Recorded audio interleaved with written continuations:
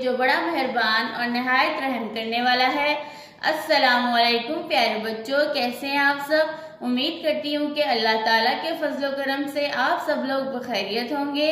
अल्लाह ताला आप सबका हामी और नासिर हो। प्यारे बच्चों, आज हम करेंगे जीम ता खे की मुख्तलिफ छोटी अशकाल। प्यारे बच्चों, आइए सबसे पहले हम लिखते हैं होमवर्क, जिसका मतलब है होमवर्क। होमवर्क के बाद हम लिखेंगे हरूफ की मुख्तलिफ छोटी अशकाल जीम ता खे।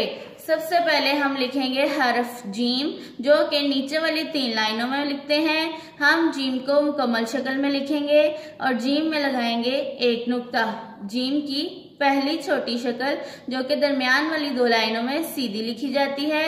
जीम की दूसरी छोटी शक्ल जो कि दरमियान वाली 2 लाइनों में थोड़ी सी राउंड लिखी जाती है। और जीम की तीसरी छोटी शक्ल जो कि जीम की बनावट में लिखते हैं। अब हम लिखते हैं हरफ चे की छोटी अशकाल। चे मुकम्मल शक्ल में। चे की पहली छोटी शक्ल। प्यारे बच्चों, लिखते वक्त आपने लाइनों का खास ख्याल रखना है। चे की तीसरी छोटी शक्ल जो कि चे की बनावट में लिखते हैं। अब हम लिखेंगे हर्फ हे मुकम्मल शक्ल में। प्यारे बच्चों, हे पर कोई नुक्ता नहीं लगाते। हे की पहली छोटी शक्ल, हे की दूसरी छोटी शक्ल और ये है हे की तीसरी छोटी शक्ल। फिर से लिखते हैं हरफ खे मुकम्मल शक्ल में। प्यारे बच्चों, खे पर लगाते हैं एक नुक्ता। खे की पहली छोटी शक्ल जो कि दरमियान वाली 2 लाइनों में सीधी लिखी जाती है। खे की दूसरी छोटी शक्ल जो कि दरमियान वाली 2 लाइनों में थोड़ी सी राउंड लिखते हैं। और यह है खे की तीसरी छोटी शक्ल जो कि खे की बनावट में लिखी जाती है।